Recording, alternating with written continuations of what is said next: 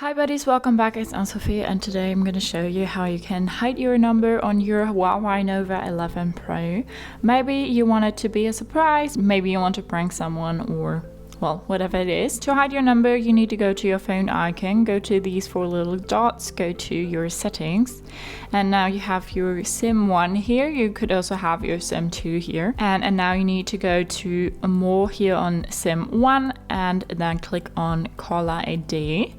Right now it's set to network default, but we want to hide our number. So now our number is hidden in outgoing calls. If you made your settings here, you can just go back. And if you ever want to undo that again, you just need to go back, click on caller ID and say network default or show number. And when we set it to network default, display my number in outgoing calls using default carrier settings. So that's how you can hide your number on your Huawei Nova 11 Pro. Hope you liked it, hope it helped. If so, thumbs up, share and subscribe, and I hope to see you next time. Bye.